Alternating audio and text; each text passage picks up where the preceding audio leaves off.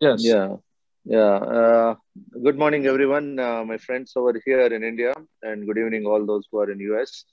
And thank you very much, and welcome to this 82nd edition of our weekly webinars on COVID-19. So I'm very glad to have Dr. Muhammad Adrish today.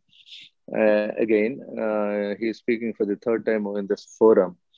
And for this to happen, Dr. Ram Kairam has taken a lot of pains, and he has, in fact, many other speakers also in line. And we are basically concentrating on having the up to date knowledge as the virus is mutating, as we are getting newer strains, so also is the knowledge. So also is the experience that we have on this disease. So it's important for us to update ourselves every time. That's the reason why we have the discussion about the acute COVID, the management, as well as the what's new that we can learn from this. So Dr. Guntupalli Kalpalata has been very kind always to rope in her students. As you know that she's a great teacher. Her students are there around the world, and particularly in all the states in the United States of America. And she has always been very prompt. And she says that whenever you want to speak on a particular subject, you can let us know.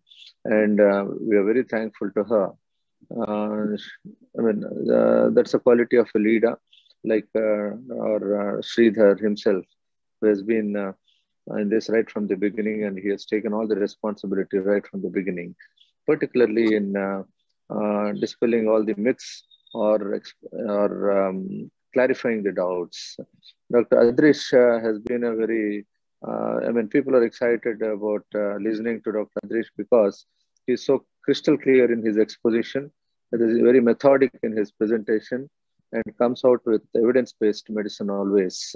So these are the characteristics which make him very unique. And people here, when we interact with our colleagues and students, they'll all appreciate Dr. Adrish's talk. So any number of times, I'm sure that we can listen to him.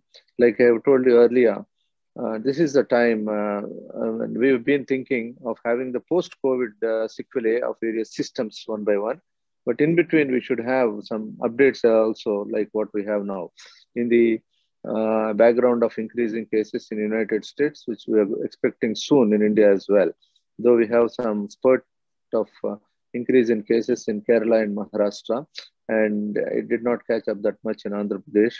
Hope not, but still we have to get ready for such an eventuality. So with these few words and inviting you all to this forum and wishing you all a very happy Independence Day, the 75th Independence Day of India. And I hand over the proceedings to Dr. Ram Kairam to introduce Muhammad Adrish. Those of you who regularly listen to this series of talks have heard Dr. Adrish at least 3 times before. He has actually been one of our most go-to man, reliable speaker, knowledgeable, very generous with his time, able to come in and speak confidently on short notice, for which I'm very grateful. Dr. Adrish is a pulmonary critical care specialist. Only recently, he moved away from New York City, where he worked in Dr. Chilimuri's department for many, many years and distinguished himself as a competent physician and also researcher, publisher, etc. More recently, has moved to the Baylor College of Medicine in Houston, where he is now assistant professor of medicine, pulmonary critical care, and there would be no reason to think that he would not continue to excel both academically and clinically here in Texas.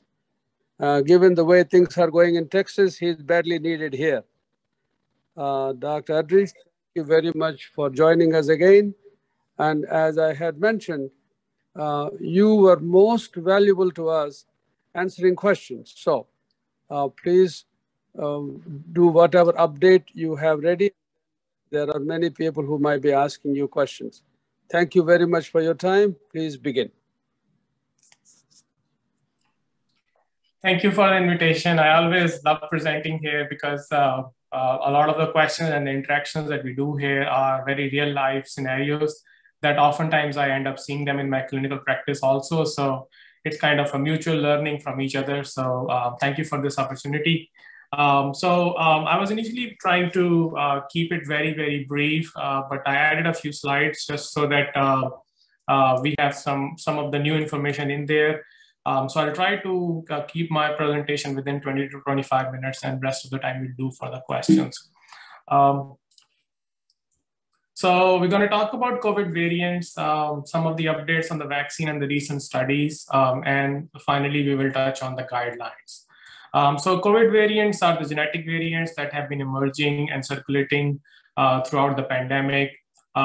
We have a SARS interagency group that developed a variant classification, which defines variant into 3 different classes. And these are variant of interest, variant of concerns, and variant of high consequences. Talking about the variant of interest, these are the variants with specific genetic markers that have been associated with change. So they can have change in receptor binding, reduced neutralization by antibodies. Also, they have reduced efficacy of the vaccination treatments and potential diagnostic impact. There also been some of these variants which have been linked with increased transmissibility. Talking about some of these variants, these are some of the variants that are there per CDC website.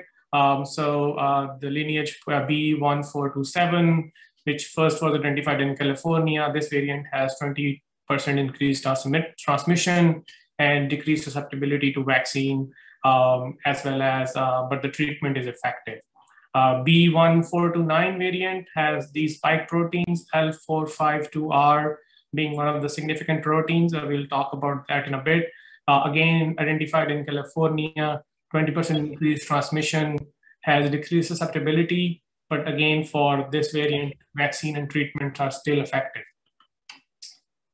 ET, which is B1525 lineage, has a few more spike protein variations. This was first identified in UK and Nigeria. This variant has not only decreased susceptibility to antibody treatment, but also has decreased susceptibility to convalescent plasma and post-vaccine serum. IOTA is a B1526, which has few more mutations. This was first identified in New York last year. This variant has shown decreased susceptibility to antibody, convalescent, and post-vaccine sera. And finally, the last variant of interest is Kappa, which is B1617, which has these spike protein mutations. This was first identified in India in December of 2020. This variant has also shown decreased susceptibility to antibody and post-vaccine era. Variant of concerns are the variants for which there is evidence of increased transmission and also more severe disease. So that's what is significant for these variants. There are 4 variants of concern that are being identified as of now. The first one is alpha, which is B117. These are the spike proteins in alpha. This was first identified in UK. Alpha has 50% increased transmission, as you remember from last year when UK was going through its spike, and we were all talking about how the UK variant has increased transmission. So this was the variant back then. However, this variant does not have any effect on treatment. Beta variant was first identified in South Africa. This one has 50% increased transmission, but also has increased susceptibility to monoclonal antibody, convalescent plasma, as well as post-vaccine serum. Delta variant, which was identified in India, is named B1617. This one has increased transmission, as well as decreased susceptibility to monoclonal antibody, as well as post-vaccine serum. And we will go over some of this evidence in some of the next slides. And finally, gamma variant, which was identified in Japan and Brazil, has also decreased susceptibility to antibody treatment as well as serum. Variant of high consequences are the ones that have clear evidence that the preventive measures or the medical countermeasures have significantly reduced effectiveness. So these are the variants that we don't want to see. They have demonstrated failure of diagnostic test targets. They also have evidence that suggests a significant reduction in vaccine efficacy, significant reduction susceptibility to multiple emergency use authorization approved therapeutics, and also has more severe clinical disease and increased hospitalization. Fortunately, we don't have any variant of high consequence circulating through our community.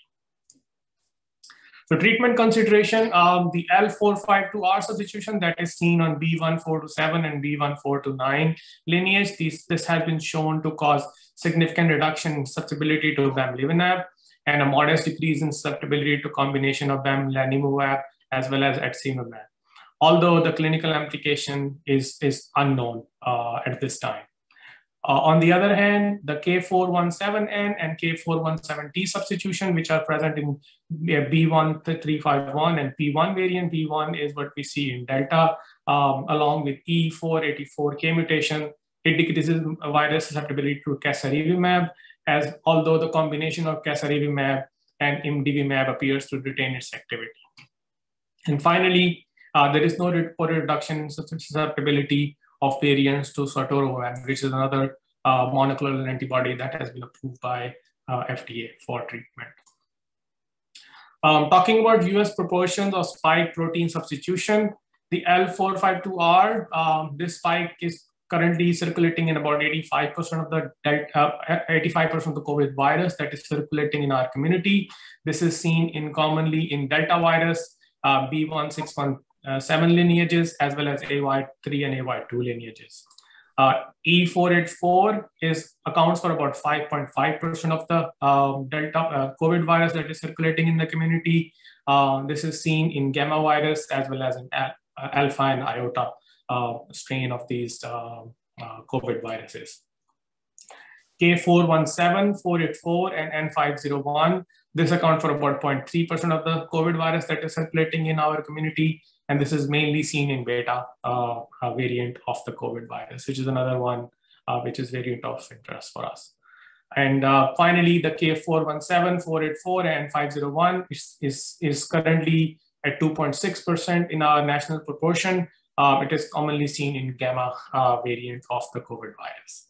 So talking about the vaccine efficacy against the SARS-CoV infection and the symptomatic disease, we're talking about the messenger RNA vaccine. They are highly effective against the hospitalization and death for a variety of strains, including Alpha, Beta, Gamma, and Delta. All authorized COVID vaccine, they have demonstrated high efficacy, up to 90% against severe disease that require hospitalization. Pfizer, death reduction by 97%, severe disease 94 to 98%, symptomatic disease 85 to 94% in different studies. For Moderna, it reduces hospitalization by 96%. Efficacy for symptomatic disease is 94%. AstraZeneca for SARS-CoV infection, this was data from UK, it's about 90 to 92%. And for J&J, a reduction in SARS-CoV infection is about 77%. This was a study that was done in India. It's not published yet. I got this from MedRx. So this was a Covaxin study group.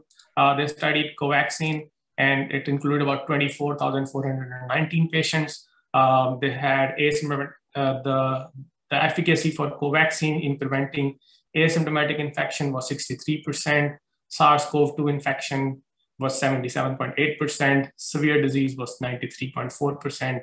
And against the Delta virus, the vaccine had about 65.2% efficacy. Again, this is it's not published and not peer-reviewed yet, so probably want to wait for the results to come out, final results. Looking at, so I'm going to move into the efficacy against the Delta variant and the other variants that are now circulating in the community and some of the recent literature. So this was a recent study that was published in New England Journal. It looked at the efficacy of BNT is Pfizer vaccine and ChAdOx is the Oxford AstraZeneca vaccine. So against the Delta variant, if you just give one dose of vaccine, it was 30.7%, and Alpha variant, the efficacy was about 48.7%. But if you give 2 doses of BNT, which is Pfizer vaccine, the efficacy went up to 93% for Alpha variant and 88% with Delta variant. Looking at the AstraZeneca vaccine, it was 75% for alpha variant and 67% for the delta variant after 2 doses. So significant improvement in either of the vaccine efficacy after a second dose of vaccine. So we should strongly encourage all our patients to complete their courses if they have only received one. This was another study that was published from Scotland. It looked at the Delta virus in Scotland and vaccine efficacy. Quite similar results. BNT, which is a Pfizer vaccine, was 92% effective against the S gene negative virus, as well as but 79% effective against the S gene positive virus. The S gene positives were mostly Delta. About 97% of these viruses were Delta. Looking at the ChAdOx, which is again the Oxford AstraZeneca vaccine, 73% effective for S gene negative and about 60% effective for S gene positive, which is again Delta virus that we're talking about here. This is the study from Canada, which looked at the efficacy of different vaccines against the variants of concern. Again, this is another preprint. It's not being peer reviewed yet, so please take these results carefully.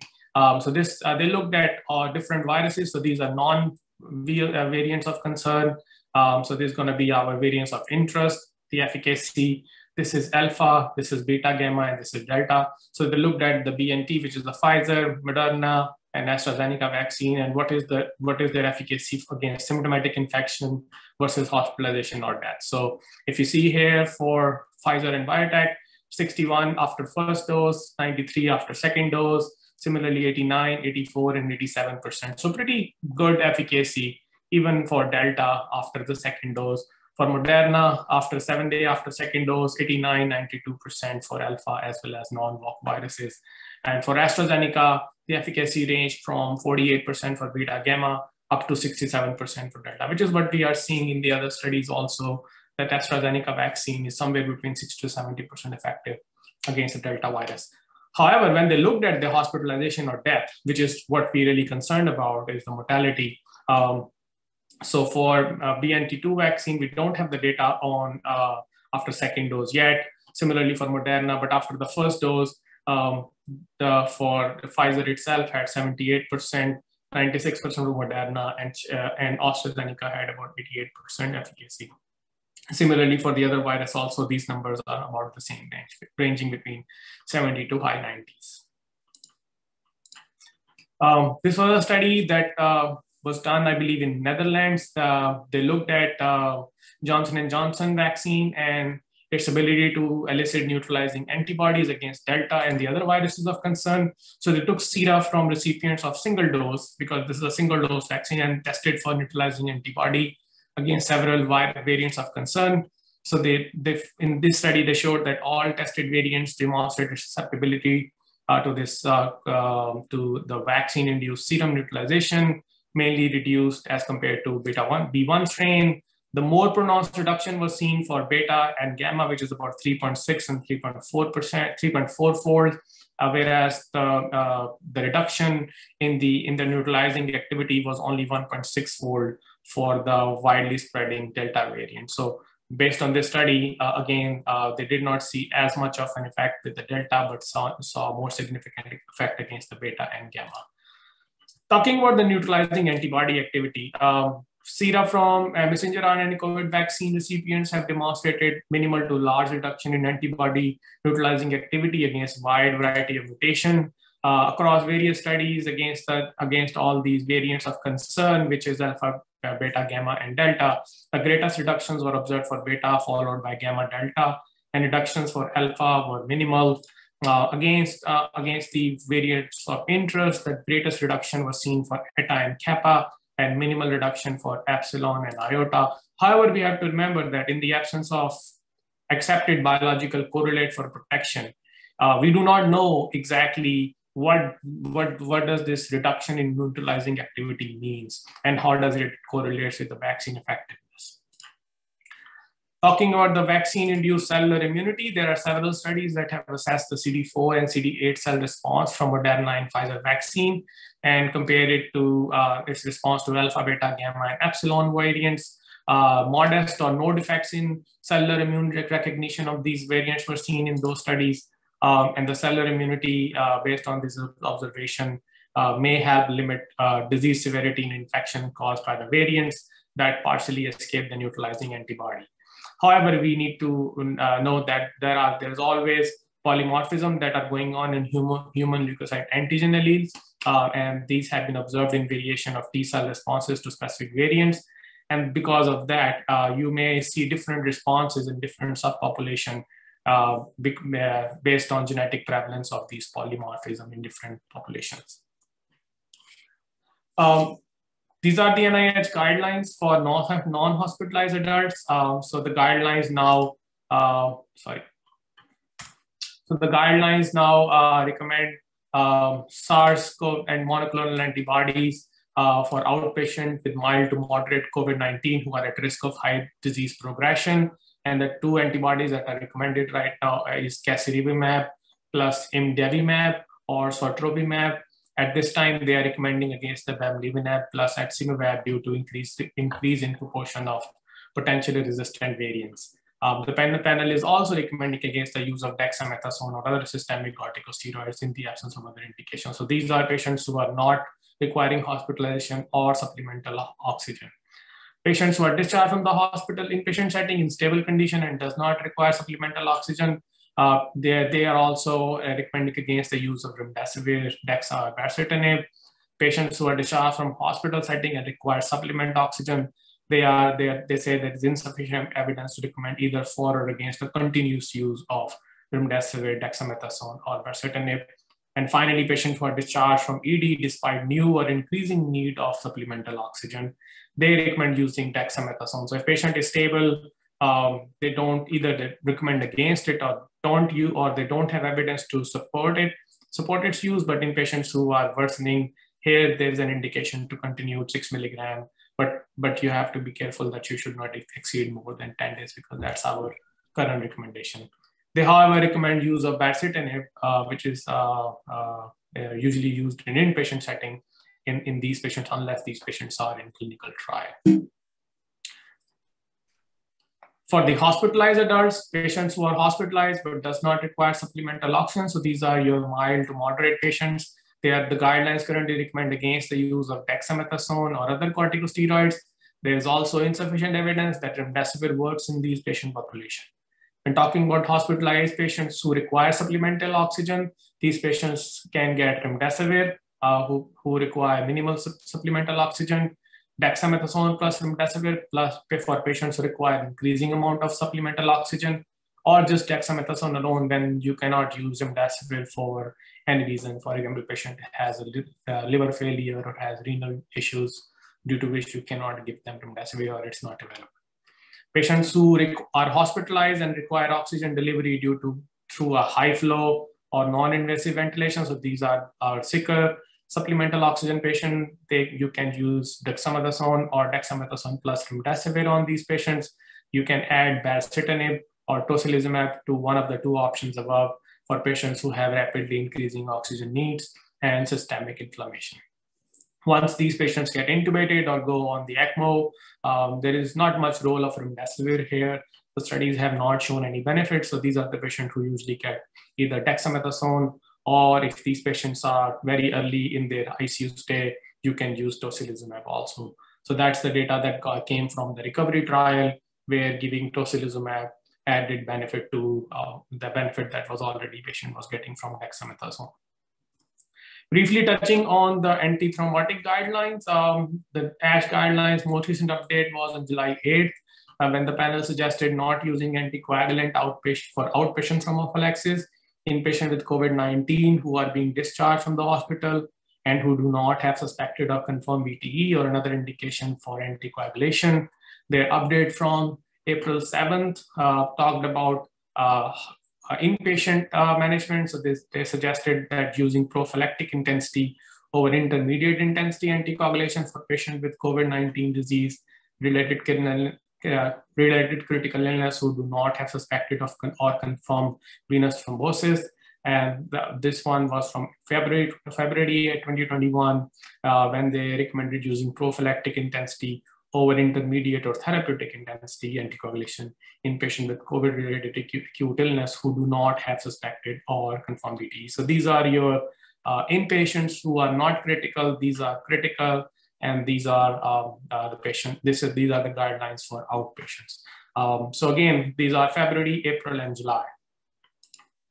Some of the recent relevant studies with regards to the anticoagulation. This was the study done, published back in June. That was the ACTION trial that looked at therapeutic versus prophylactic anticoagulation for patients admitted to the hospital with COVID-19 and elevated D-dimer. So again, in patients hospitalized with COVID-19 and high D-dimer concentration, the therapeutic anticoagulation with rivaroxaban or enoxaparin, followed by rivaroxaban to day 30, did not improve clinical outcomes and had increased bleeding. So they not only gave these patients rivaroxaban in the hospital, but they also continued it for day 30, up to day 30 if these patients were discharged. So this is one of the reasons, one of the ASH guidelines that I mentioned to you about was changed because of the ACTION trial findings. So they discouraged the use of therapeutic doses or other anticoagulants in absence of evidence-based indication for oral anticoagulation. This was a more recent study that was published in New England Journal maybe last week or week before. This REMAP CAP investigators as well as the ATTACK and active investigators. So they looked at therapeutic anticoagulation with heparin in non-critically ill patients with COVID-19, but the study showed that therapeutic anticoagulation decreased the number of organ supports, increased the organ support free days in these patients. So some benefit right there. However, in this study, the mortality was no difference. Another study that was published in March looked at the intermediate dose versus standard dose prophylactic anticoagulation and its effect on thrombotic events, ECMO, or mortality among patients with COVID-19 admitted to ICU. So this was the INSPIRATION trial. They again compared the standard dose versus intermediate dose. No difference in outcomes between the two groups. And finally, another trial that was published by the same REMAP CAP and ATTACK investigators looking at anticoagulation in critically ill patients with COVID-19. Again, another randomized controlled trial. So in this trial, severe COVID-19 was either given therapeutic dose or usual care pharmacological thromboprophylaxis, and there was no difference in hospital survival or number of days free of cardiovascular or respiratory organ support. So the only benefit that these investigators saw was with anticoagulation in non-critically ill patient, but not critically ill patient. So the guidelines that I just mentioned to you from American Society of Hematology, there may be an update on that guideline based on these new findings. And with that, I'm ready to take any questions.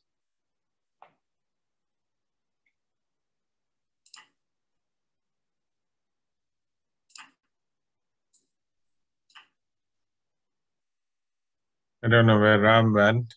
But anyway, there's a question in there.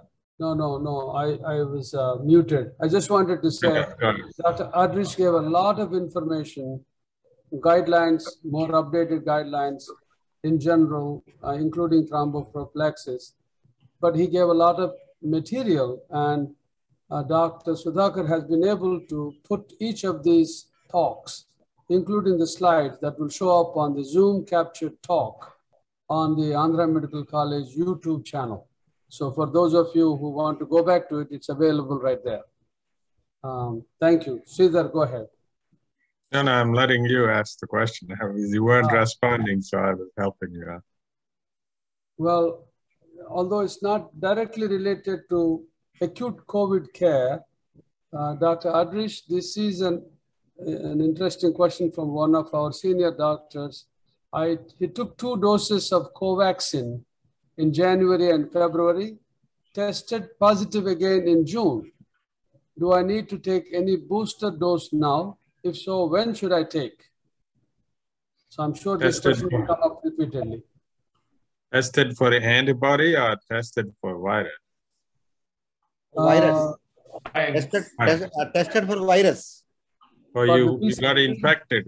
Yes, sir. Yes, sir. Infected in June 20th. It was only mild disease. In fact, it started as UTI and enteritis. I thought it was gastroenteritis only. But I affected on June 20th. On 22nd, the test came positive. But I had a little bit of fever and UTI, severe UTI was there. But I never thought it was COVID. But when the test came positive, I think 33 cycles positive, something. I'm not sure. I cannot explain to that test. So I was admitted only for the sake of my family. So I was given a monoclonal antibodies dose, and then they put me on remdesivir for the 6 doses. And then they did not give me any steroid, only some anticoagulation, Clexane. I recovered uneventfully in 3 days' time. The D-dimer came down to 20. It was 159 to start with. Otherwise, other parameters were almost normal. So the thing is, I was given anticoagulation for another 6 weeks. Now I stopped. I am back on Clopidogrel A because I had a stunt. So now somebody advised me to go for a booster of 6 months. Is it really required? That's want to clarify on this platform. I don't have any data to support a booster at this time. The only data that we have is for immunocompromised individuals, which is what we recently was approved by FDA in US. There has been a push for, at least from the pharmaceutical companies, there is some data out of Israel that maybe the third booster will increase the level of the antibody in the body. But as I was mentioning in one of my slides, we don't know exactly at what threshold these antibodies are protective and what threshold do you need to have in the body. You may have a higher level after a COVID vaccine, but is it going to give you additional protection? We just don't have that information. But my antibodies were only just 8. Now it was showing 8 after the 2 vaccines. When we tested in after 2 months, my antibodies were almost 0. It's very minimal.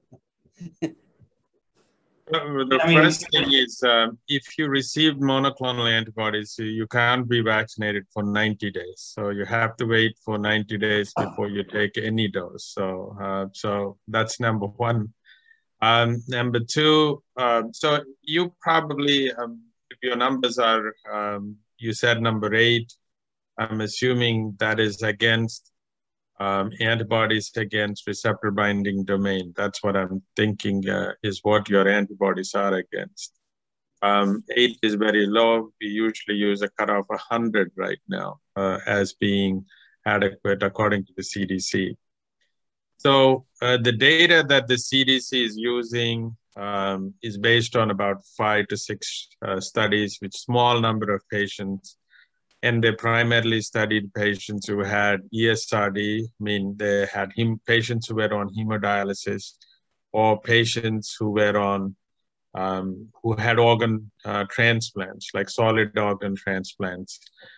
So then they would measure them after 2 doses of vaccine, take a baseline, and then give another shot and see how many of them will improve their antibodies. So if you start off with 50%, let's assume if your study showed 50% of them had antibodies after 2 doses, it went up to about 65%. But if you started out at 20%, let's say in one group, only 20% of patients who actually developed antibodies after 2 doses of vaccine. So when they gave them the 3rd dose, they went to about 40%. So if you're a non-responder to begin with, a 3rd dose will only make it marginally better. So people who had low doses went up from 55 to 60%.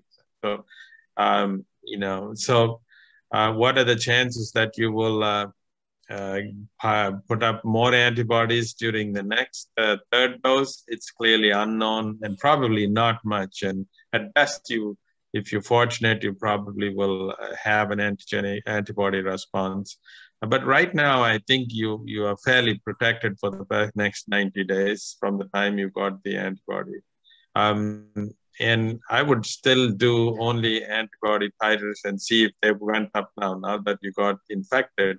Maybe in a month, I would repeat your RGB, anti-RGB receptor binding domain antibodies and see if you have any titers. We don't, 3rd doses have all been safe in the 4 or 5 trials where they've been used. So at least that's good news. Nobody was harmed because of the 3rd dose. so far. So I think that's the only good news. But I think we don't have a lot of data in immunocompetent people. Thank you, Sridhar. Thank you so much. Thank you. I had solicited questions from Dr. Prem Kumar, knowing that he is actively being asked these questions, but I see he's available himself. Prem, please proceed.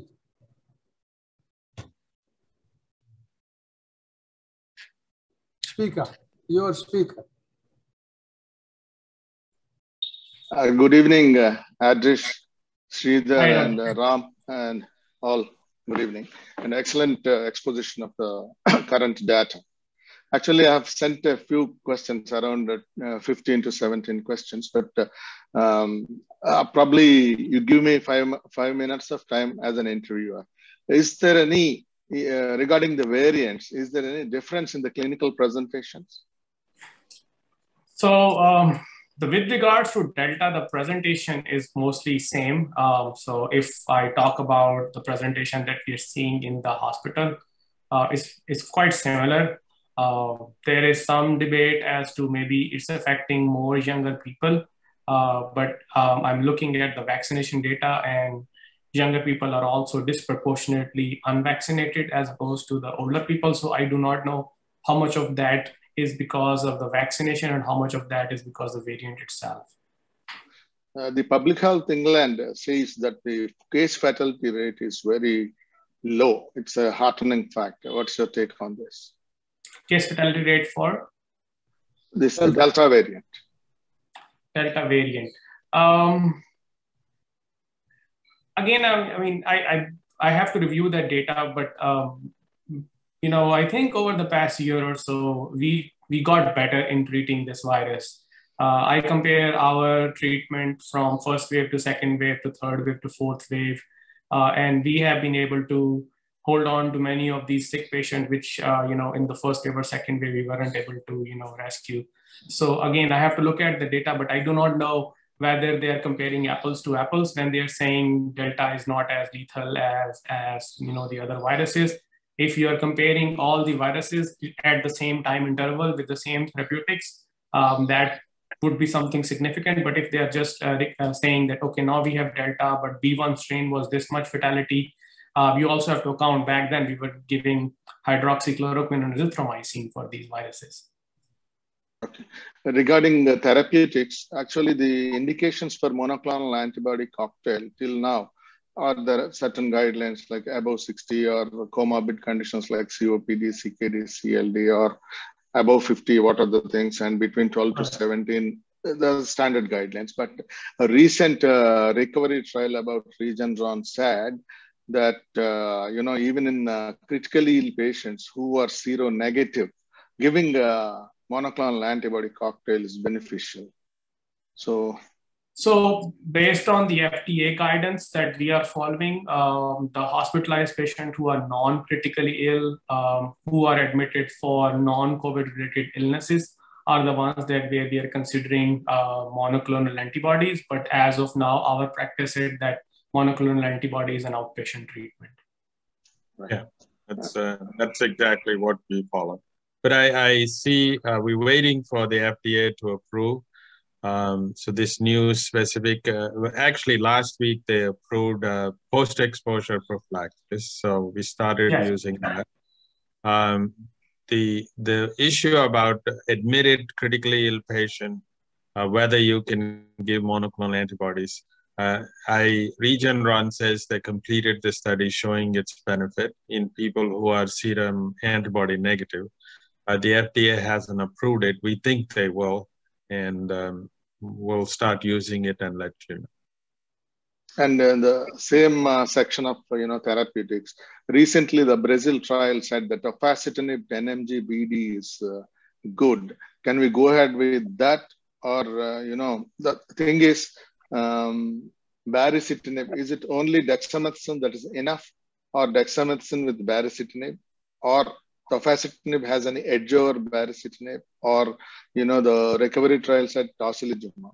But the idea is, if you give tocilizumab, it's a once fired bullet, cannot be retraced. So the immunosuppression cannot be taken back. But whereas if you give baricitinib or tofacitinib in a graded way, you are doing an immunomodulation. So whenever you have a problem, you can stop it. That's the idea. So what's your take on this tofacitinib and baricitinib and when they need to be added? So my go-to drug has always been tocilizumab because the data that is there and that has been done on several thousands of patients. It's only when I cannot use tocilizumab due to availability or any reason, and also my personal experience. When I was in New York, we had several patients who were getting baricitinib, and I agree with you. That's probably a more of a slower build-up of the work, the way baricitinib works. Whereas for tocilizumab, you give like a 1 bolus dose and kind of try to control that hyperinflammatory phase that the patient is going through. So in my personal experience, I have from New York, we felt that tocilizumab was probably much more effective, especially those tenuous patients who were on high flow BiPAP heading towards intubation. Baricitinib wasn't as effective in those patients where you really want something to happen right away.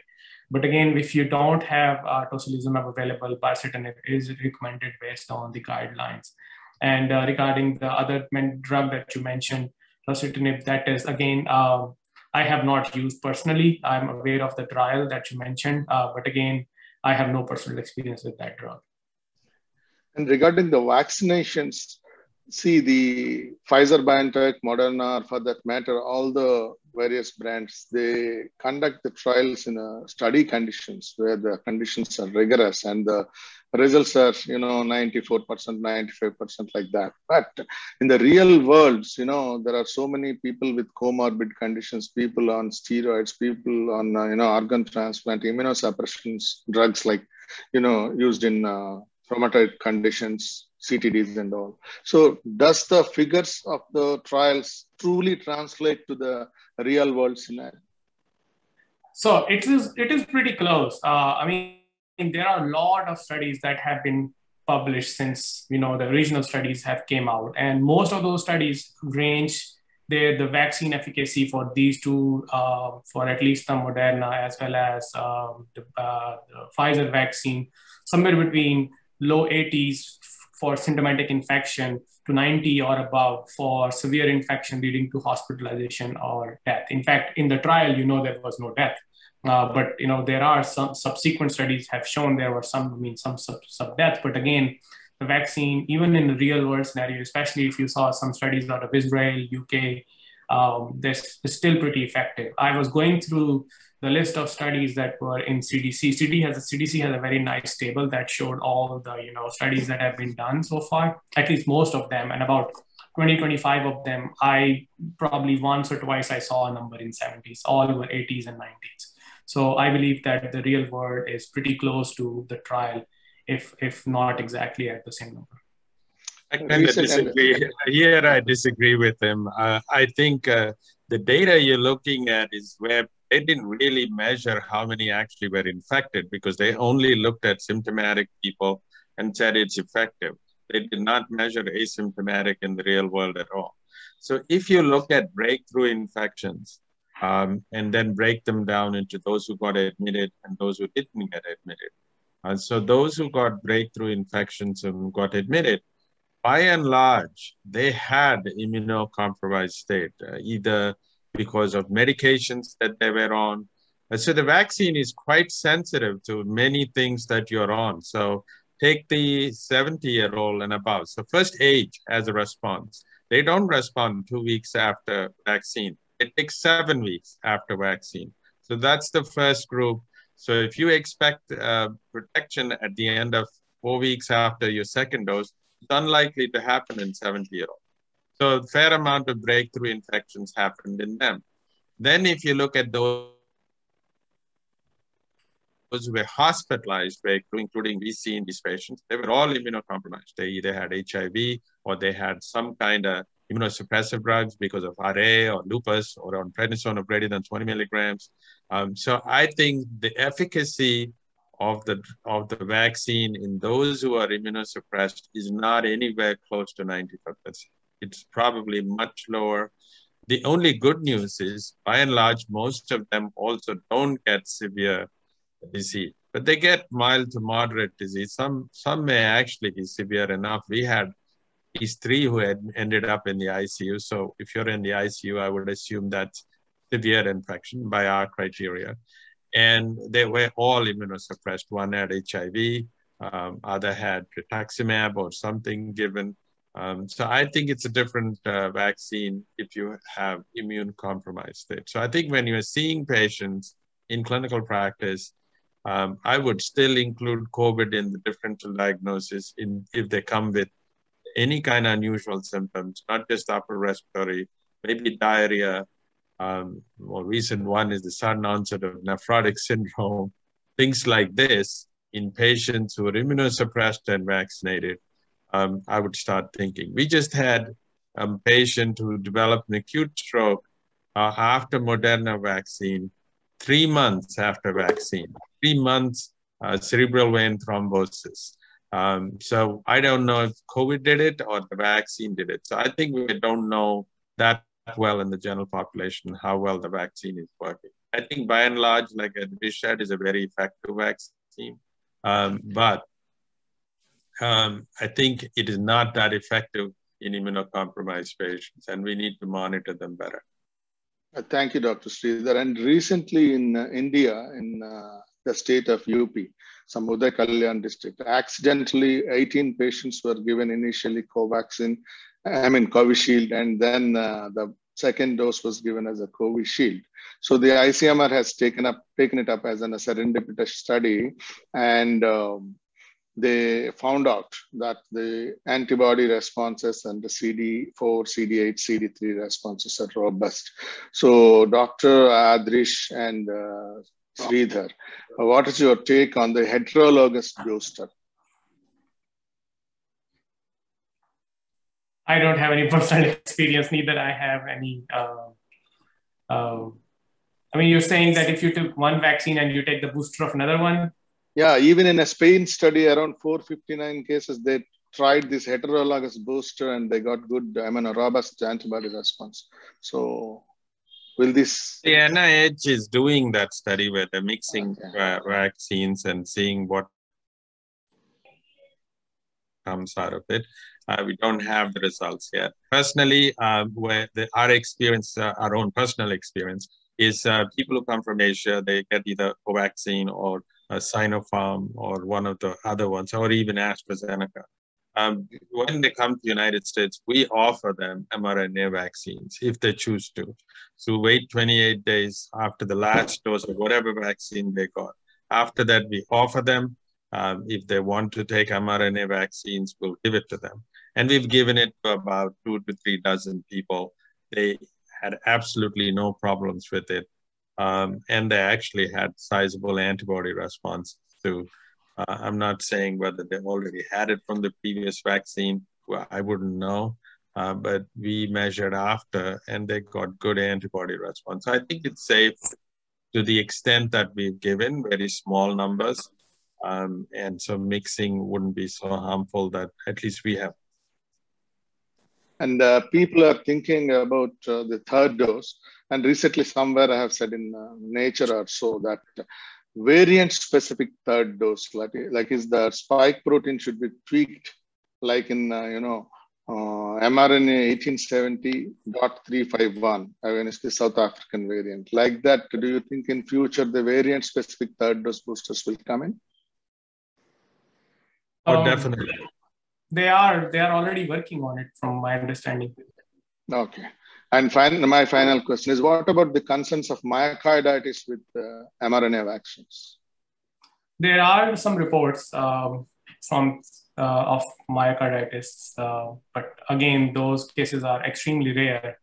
Here we are comparing a potential risk versus benefit situation. So yes, the risk is there, but it's extremely rare. Usually seen in younger patients.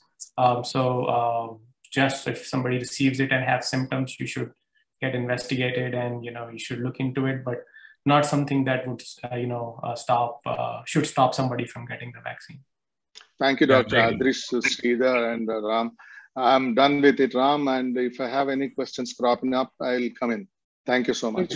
Thank you very much. Just a word about the myocarditis. It is seen more in younger people. So it's the 12-year-olds to 26-year-olds is where we've seen most of the myocarditis.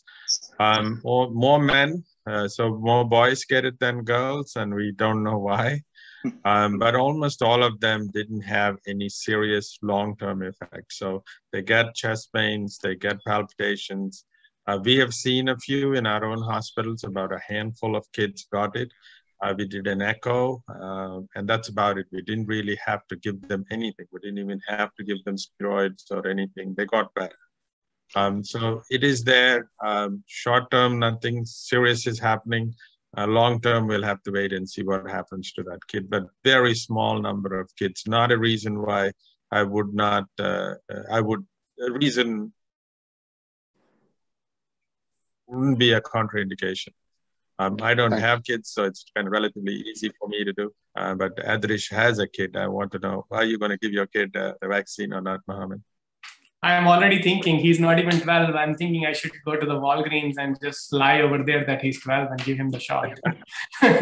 So you would give your son, a male kid, the vaccine without hesitation. That's good. Without hesitation. Yeah. Go ahead, Ram. Dr. Yaramilli is in the Department of Anesthesia here. She has several questions for you. Tripti, go ahead, please. Good evening, Dr. Adrish. Your presentation has been very precise. Thank you so much. You need to get closer to your microphone. Closer to your microphone. So my question to you is, can you throw some light regarding the SpO2 variations in regard to the skin color? Also, I would like you to throw some light on the device-to-device variation of the pulse oximeters that we have been using, and what is the acceptable variation for different devices, if you can, with your experience.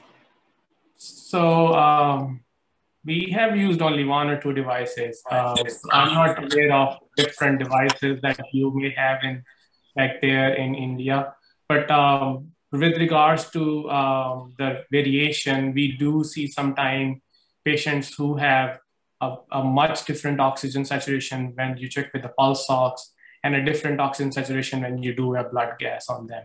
So that's why when I have a patient where the pulse ox is reading lower number and the patient is looking a lot more comfortable than what the pulse ox is suggesting, I usually get an arterial blood gas to see if there's really a correlation and if that is really a true number. With regards to the lowest number, I have had patients where when the saturation is 85 and above, that is, so again, it varies from situation to situation, and it varies from patient's personal risk factors also. So if somebody is pregnant, my threshold will be much higher for oxygenating because I'm oxygenating not only a pregnant patient, but also the fetus. If somebody has a condition that gets exacerbated with hypoxia, my threshold will be much higher, such as, let's say somebody has right heart failure, pulmonary hypertension. Those are the type of patient who can very rapidly deteriorate when you keep a lower threshold for oxygen in these patients. So generally 88% and above is the accepted number. We have had patients on high flow BiPAP that were quite comfortable in high 80s range, and we did not need to intubate these patients. So it really varies from patient to patient, but most of the time, if you have a patient who's saturating in high 80s and otherwise showing you good signs of perfusion, and patient is not showing any respiratory distress, meaning signs of fatigue, I usually hold on to these patients. I know there is some recent data that just now recently published that showed that maybe early intubation is better, but I don't like to change practice just based on one study. I want to see that data more consistently. From our earlier experience in New York, we did intubate a lot of patients pretty early, and we lost a lot of those patients as well. So I do not tend to intubate early. I go off from oxygen to high flow, to combine high flow with non-rebreather, add on BiPAP if the patient can tolerate it, and only then I proceed to intubation unless patient shows signs of severe distress. So again, it varies from patient to patient. Just want to add about the skin color. There is a study from University of Michigan showing that African Americans, the pulse saturation is an underestimate, that they're actually hypoxic and the instruments based on their skin color underestimates it. It's an important study. We hadn't realized this was happening. So the guy did an excellent study by doing blood gases and showed that the instruments do not measure pigmented skin properly. And so this is something we have to study both in India as well as in the United States. So we may be undertreating African Americans in the US. The study was published just about the cusp when COVID had come all over the country. It's in NEJM. So it kind of raises increasing questions for us, whether we're doing the right thing. But the data was always collected on Caucasians, and we used instruments which were standardized on Caucasians. I think we need to study them both in the United States and India to see if our skin color is affecting the accuracy of the instrument. Yeah, may I come in, Dr. Sridhar? Yeah. Yes. Yeah.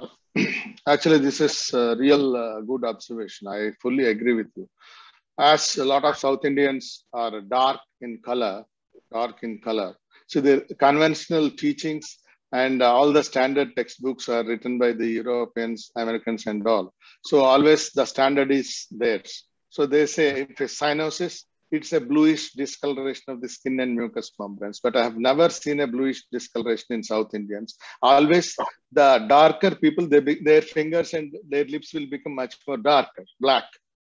So cyanosis in our setup is not blue, but it is black. Like that, the dark skin, if it is 95% saturation is being shown on the pulse oximeter, probably it is 92 or even 90. Yeah. Definitely this study needs. That's why I thought the ICMR has given 95% saturation rather than, always we know that at 60 millimeters of mercury ABG, the saturation will be 90%. But here, probably the darker skin we are underestimating. And the market is flooded with so many pulse oximeters unstandardized that people are coming to our clinic, running to us that, the saturations are low and please admit us. But actually, in fact, if we are checking it with the tabletop pulse oximeter in the hospital, that's showing, pretty normal pulse oximeters. This is one reason why, which driving the people crazy and running towards the hospitals. And another thing, even if you look at the oxygen dissociation curve also, if the patient is tachypneic and if he's going towards respiratory alkalosis, once it is towards the alkalosis, even at the lower ABG, PaO2s, also the saturation shows 90%, and that kind of people will be underestimated. So obviously, I think these things to be standardized, and finally the gold standard would be a ABG. That's why we shouldn't treat the labs, we shouldn't treat the devices. We have to, they're all complementary to the clinical examination and the clinical presentation. Thank you. Thank you so much, sir. Thank you, Dr. Andrish. Thank you, Dr. Chilmuri. I have another question to ask. Thank you for letting me know, Dr. Andrish, that you have reserved intubation as the last resort. I have an important question. It is regarding the psychiatric support to the patient in an ICU.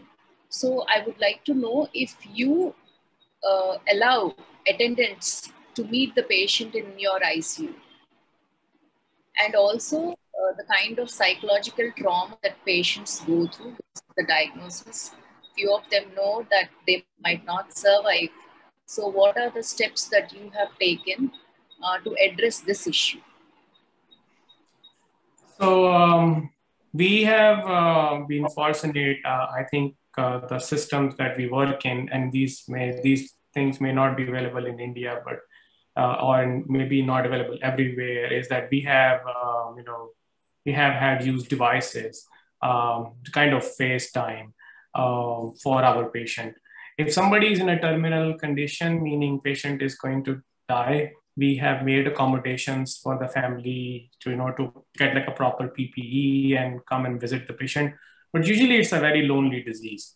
From the moment patient enters the hospital and gets diagnosed with COVID-19, till the discharge or death, unfortunately, patient is usually by himself, and we are the only one by themselves, by them holding their hands. So it's a pretty psychologically, you can say, terrifying illness. I have had several of my patients who not only were depressed but also scared.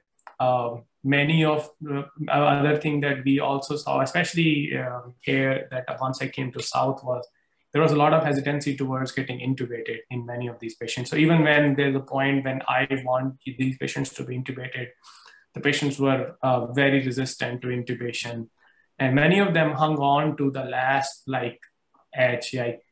Just this past Friday, patient did not allow me to get intubated until she dropped to 60%.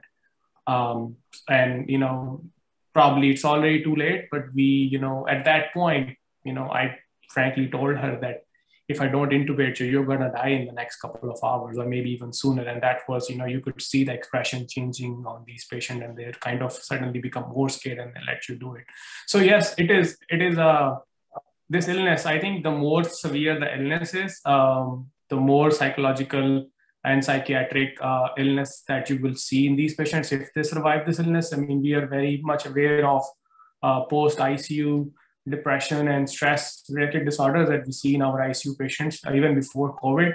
And now that many of these patients have an added burden of not having their loved one hold their hands, or being worried that about their financial stuff or other stuff, I think there's going to be an added burden. And once we have more data on this, I think we will probably need to address these issues also once these patients recover after their critical illness. Nonetheless, if the visitor is completely vaccinated, are you allowing them in your ICU now? No visitors. So we kind of are now more lenient in this way, that if the visitor is completely vaccinated and insists on going, we'll mask them and allow them a bedside visit. Now, we're willing to do that if the visitor is completely vaccinated. Again, as a rule, there are no visitors. But now that we know more, I think a critically ill ICU patient who's not immunocompromised, if I say, is less likely to transmit anything, because by then virus is gone out of them. If they're immunosuppressed, on the other hand, they shed for a long time. So I think that's a different group. But an immunocompetent person intubated in the ICU is unlikely to infect somebody visiting them, I think. Especially intubated. So we will allow a vaccinated person if they request. This is a little change from our first two waves. So I'm not saying it's safer, but I think it's a little more helpful. Makes a lot of sense. Than what Adrish described. Was really an awful, it's an awful way to die in the first two. I think this is a little more humane to allow fully vaccinated people with a mask to visit them just once. Sometimes 1 or 2 visits is very helpful. Dr. Adrish, I have a couple more questions left for you. Can the monoclonal antibodies be given to pregnant women? Number 1. Number 2. Number 2 is, what about your take on using pirfenidone and an nintedanib in post-COVID fibrosis? So yes, so there is some data on use of pirfenidone and nintedanib in patients with post-COVID, patients who develop fibrosis. There are some studies that have been done, or there is at least some literature out there. Again, we do not know the long-term effect of how these drugs will help, but people are using them. And do you think these vaccines... Are you going through, Adrish, are you doing any studies now at Baylor?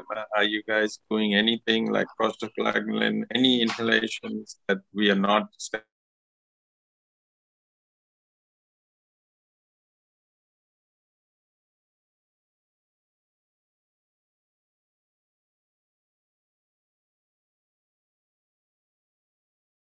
cycling in our ICU. But other than that, recently there has been like, whatever I presented from the COVID guidelines from NIH is what we are using. Mechanical ventilation in extreme situations, remdesivir steroids, standard dose is 6 milligram. We have other indication for steroids, will be higher dose for that particular indication, like a shock or ARDS. But otherwise, how about nitric oxide? Do you use nitric oxide at all? Not here. We haven't used. I mean, I used in New York, but not here. Here we have been, just with the ventilator and proning. Proning is almost done in everybody whose PF ratio is less than 150. So they stay prone for 16 hours, and then we supine them after 16 hours, and then we prone them again in about 8 hours or so. So proning is big. Other thing that is big is diuretics. We are using a lot in these patients. Some of my patients are -7 or 8 liters once they are on a ventilator after a few days. So diuretics, steroids, proning, and Flolan, that's how we have been able to keep many of our COVID patients, going even with very severe illness when they are on very high oxygen requirements. Yeah, we never used monoclonal antibodies in pregnant women. The FDA never gave us the approval. In fact, we test women for pregnancy before we give the monoclonal infusions. I have no basis why it's contraindicated other than you've never used it. Whenever I tell pregnant women, they'll say no, so I can't use it. So we have no experience in at all. Theoretically, can it be given, sir? Theoretically, it can be given, because the worst thing that can happen is it could just go, antibodies will end up in the neonate, and I don't see any harm from that so far. Because this is the right kind of antibody that you selected, that does not cause macrophage activation, other than anaphylaxis, which you would monitor anyway when you're giving the infusion. I can't see any theoretical danger of the kid getting some antibodies crossover. Shouldn't be a problem. And we would not use it in the US. Sure. Coming to halting of the pandemic, what is the percentage of asymptomatic spread that would be prevented by all these vaccines? And is it true that if you vaccinate in US or in India or in other countries, and if you don't vaccinate in the third world or underprivileged countries, won't you think that new mutations will arise and this pandemic will go on and on and on? And if the vaccines work, why again the highly vaccinated, more than 67% vaccination in Chile and Seychelles, why they're getting more number of cases again? So I presented some of the data earlier, and as you saw from the data, that as we have more and more new variants, the vaccines are not as efficacious against those variants as they were against our, the earlier variants of the COVID virus. So that is one reason why you are seeing more breakthrough infections. With regards to its efficacy against the severe disease and hospitalization, that also has dropped compared to the prior data that we had, which showed it's in high 90s. But now, depending on whether you're using vector vaccine or messenger RNA vaccine, it varies somewhere between 60 to 80% in that range, high 80s to 60s. So again, there's a drop right there too. Asymptomatic infection, even in the studies where they have checked for asymptomatic infection, the data is saying that it prevents asymptomatic infection somewhere between 60 to high 70%, even some studies 80%. So there is some protection from the vaccine, at least based on the available information. So with regards to your question, can you kind of completely eradicate the disease? I think we probably need a lot more doses of vaccine and need to vaccinate a lot more people, because if you saw from the earlier presentation, these pockets of variants are coming from all over the world. It's not just one part of the world, it's US, then the next variant comes from UK, then comes from South Africa, then goes to subcontinent. So as long as the virus is spreading, that's what the viruses do. That's what the flu virus does. So it variates, it mutates, and then you have to see if the vaccine or the therapeutics that you have, if they are having same efficacy or no. I do not know what the next variant will look like. I hope it would be less infectious, but if it's less infectious, how would it survive? So I imagine it's going to be more infectious variant. I just want that variant to be less virulent so that at least we don't see that many patients get really, really sick. What would you think the worry is what would be, I think the better vaccine, in my view, is a vaccine that will, so if you look at the spike protein, there's a portion that is highly variable, meaning that keeps mutating. There's a portion that's very conserved, that does not mutate that much. In fact, it hasn't mutated from MERS and SARS-CoV-1. Didn't mutate. That portion is the same for all three viruses. I think we need to prepare mRNA vaccine using more of that conserved portion of the protein so that the vaccine will be future-proof. So if the virus mutates, it's okay because there is still enough mRNA that would not be affected by the virus, and you would have effective neutralizing antibodies. Hopefully that future vaccine is coming in the next few months. And I think my estimate, this pandemic is here to stay until 2024 at least. Yes. It's not going away. Year 2024, it's going to be here. We'll still be discussing. Hopefully, we won't have to do weekly seminars at that time. And Dr. Sridhar, this is for you. Why the numbers in Kerala is rising? Is there any observation of yours? And why these things happen in waves? And there is a lull in between the waves. Is it people dropping their guard, or the virus changing, mutating, or increasing its transmissibility? What is happening in between the waves, and why these are coming in waves? I wish I knew, but Delta variant particularly has behaved very unusually. I think you could get a big wave and suddenly it disappears. It did that in India to a large extent, and then went to UK, did the same thing. Hasn't done yet in the US, but we're waiting because we're at the peak right now. We have more than 110,000 infections a day, which is quite a big, tenfold increase, I think, right, Adrish, from a few months ago to now. Why do they disappear? I guess there is some amount of localized herd immunity that develops, so the virus has nobody else to infect, and then it finds new people after a few months because people relax and walk around. Why is Kerala numbers going up? If I have to guess, this is a pure guess, I think they're reporting their numbers the best, accurately.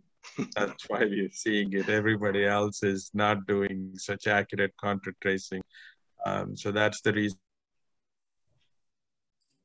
I think with regards, Kerala has more. I don't think they're doing it. Yeah, go ahead. With regards to the wave that you're talking about, again, I don't have any data to support it, but my personal observation is that once the virus cases start picking up in a particular region, the behaviors change. Like you see that people start wearing masks more, there are more restrictions, and there are more vaccinations. So that kind of, slows down the virus spread in that particular community, and the wave is over until the virus reaches another community which had, lax, rules. People are not getting vaccinated as much, or they're not using all those precautions, and then it starts spreading in that community and starts going up until that community follows with some sort of restrictions. So if you see here in US, we can see a pattern here developing where you see a much higher increase in viral cases in states where they have lax restrictions, as opposed to the states where you have more, kind of restrictions in place or higher percentage of vaccination. So I believe that part also plays a role. I needed to make an observation following Prem's question about Kerala. I am living in the Kerala of the United States, sir. In Texas, where I practice, my patients the parents do not wear a mask and they have not taken the vaccine. When I try to educate regarding COVID, they say very clearly, these are people, many of them have never finished high school. They're waiting for data, sir. They're waiting for additional data. So there is amazing how much ignorance there is about the FDA process and approval from the FDA. And there is so much disbelief that this vaccine is safe. So we have a long way to go. Texas has very, very high unvaccinated percent of population. Very sad. A little while ago, somebody used the word third world. I'm living in the third world of America. Very sad. Either of you might There's a hand up in somebody. That's Dr. Naveen. Dr. Naveen, you still there? You have to unmute yourself. Sir, I'm allowed, sir? Yes. Yeah. I'm allowed, sir. Yes. Thank you, sir. Hello, everyone, sir. Few updates and few clarifications, sir. US just clears for the in view of rising cases, third dose as the booster dose, sir. Booster dose regarding one or two questions of Dr. Prem Kumar. Pfizer is on job for the modified vaccine for the third or booster dose, no, sir? Pfizer is on the job with that modification for the new variant is on the job, sir. And the thing of concern is, as continuation to Dr. Kairam sir's observation, sir, 15% of new cases of the nearly 1 lakh daily new cases in past 1 week in children in US, sir. 15% of the new cases of the daily new case load in US is from the children, sir. Now, is it a forerunner for what we have always been saying that the third wave may be for children? We have been saying for quite a while, sir. Is it true or not? And the same situation occurred in Kerala also. There's a big number of cases in children, sir. Can we think it as extrapolate your US data to our Indian Karnataka cases, sir? Can we think that third wave may be for children, sir? And is it time to speed up vaccine clearances for children, sir? It is already high time, sir. It is already high time, sir. And continuation for sir's question, sir, Prem Kumar's question. CMC Vellore on the Covishield and Covaxin mix and match trials, sir. And another observation is 40,000 of the cases have occurred in fully vaccinated in Kerala. 40,000 cases have occurred in a fully vaccinated thing in Kerala, sir. Sir, give your observations about the children predominance third wave, sir. And congratulations on the US clearing all doubts and okaying for the third dose. That's just the breaking news in CNN, sir. I just saw. Maybe you will confirm, sir. I just saw the breaking news, sir, for the third dose, so putting at rest to all confusion and discussion about third or vaccine. Thank you for the opportunity, sir. Thank you for the opportunity, sir. Give your comments, sir. Okay, Naveen. I remember Sridhar Chilimuri saying almost 2.5 months ago, when we discussed the next wave will be children. Yes, it could be if the adults are not vaccinated. If fewer adults are vaccinated, they are going to give it to the children. That's what is already happening. So because the vaccine is not available for children, we could only push the adults to get vaccinated. And how do I deal with my idiots? We do see in the United States this wave, I think the numbers as he pointed out, we do see more younger people and more children getting infected. What was surprising is that we are seeing younger them getting quite sick. So that's a new phenomena which we didn't observe the first time. More young kids are getting sick enough to be admitted than previously. So that's a bit of a change. But I still think it's the number of kids who are unvaccinated, as Adrish said earlier, that proportion is the only available people that the virus has chance to infect, because most of the adults are vaccinated, at least in some regions. So for instance, in New York, we're getting sizable number of kids and young kids getting admitted now. Will that do the same thing in India? I think that may happen because India also has vaccinated now substantially more number of adults than the first time. So now you have more young people who are unvaccinated. So there's a chance that you will see more kids getting infected in the next wave. Not surprising. 54 crores vaccinated as on date, sir. As on date, sir. That's what 54 crores by today, sir. Yeah. Sir, American Association of Pediatrics head chief doctor also says so, sir.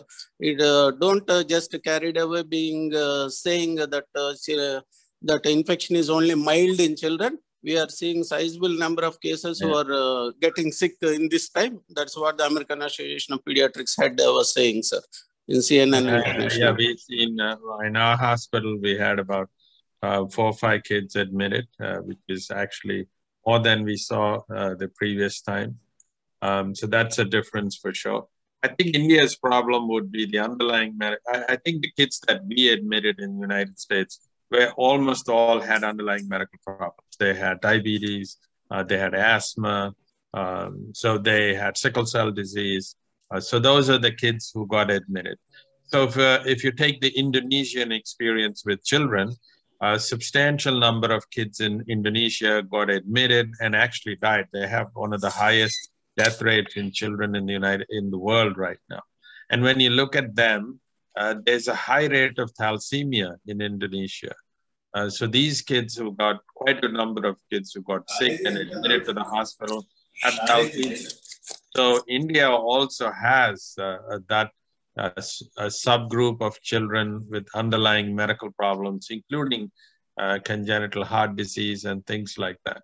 So I think I would be very concerned about them. So the kids in India who have underlying medical problems of some kind, I would be very concerned what would happen to them in the next.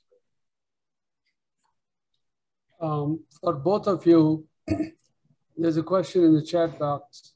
What is the treatment for COVID gastrointestinal infection? I suppose the caller implies GI symptoms, not necessarily GI infection. Who wants to take that?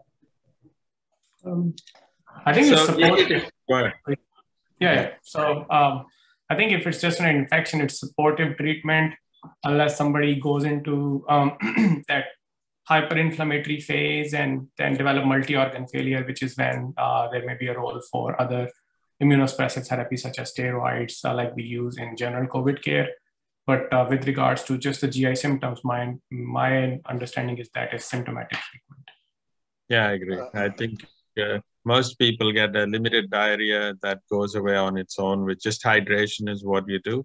Occasionally you get thromboembolic disease leading to small bowel ischemia, large bowel ischemia. That has to be treated differently. But by and large, it's a kind of self-limited illness, which we don't have too much. By that time, that individual is deathly ill, isn't it? Yeah, it doesn't have to be. Some people just manifest thromboembolic disease as the only manifestation. In the gut. And without having hypoxia or anything like that. Dr. Adrish, third dose. Just a last question on the chat. When to take the third dose? 28 days. You have to wait until after the second dose. So anytime 28 days after your second dose. Well, once again, I want to be clear.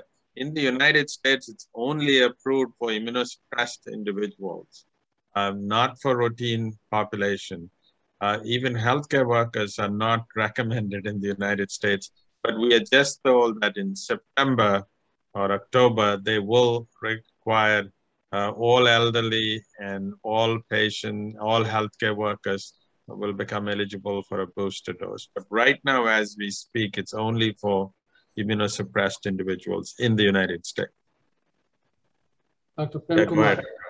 Dr. Adrish, in India here, the casirivimab, imdevimab combination, it is 600 mg plus 600 mg. And I guess at your place, it is 1200 plus 1200. Is it? And why is it big? I I think the dose should So be. we went back to 600. It's not 1200. It's 600.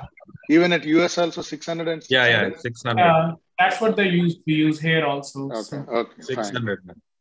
And here in India, I think the pediatric population between 12 to 17, where the FDA has approved, if they have neurodevelopmental diseases or any comorbid conditions like thalassemia or congenital heart disease, here in India also the pediatrician should, encourage the monoclonal antibody infusion. Here, I think they're. I agree. Absolutely. Dr. They should give it to kids. Yeah. Dr. Sudhakar, is it possible to give any good news about increasing vaccination in the country? How about? Yeah, particularly in Andhra Pradesh, we have started this 18 to 45 day before yesterday. It has been opened up to 18 to 45.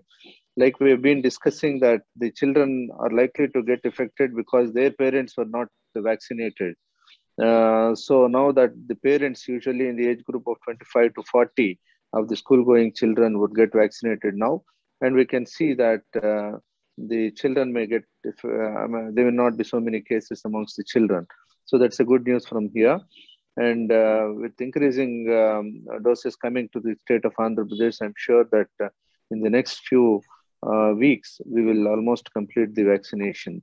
We have more than 90% of vaccination to the healthcare workers, 90% to the police, and above 45 age also, we have almost 70 to 80% people getting vaccinated. So now the focus is on 18 to 45. So with this, I'm sure that in the days to come, we may avert this third wave. If not possible, at least we can bring it down to the mild disease. Thank you. And you may probably wind up the session if there are no questions. And now we are past 8 a.m. here, and we have to go rush to the Independence Day celebrations as well. Thank Dr. Adrish. We just hope that we don't have to keep coming back to you. I'm really hoping this.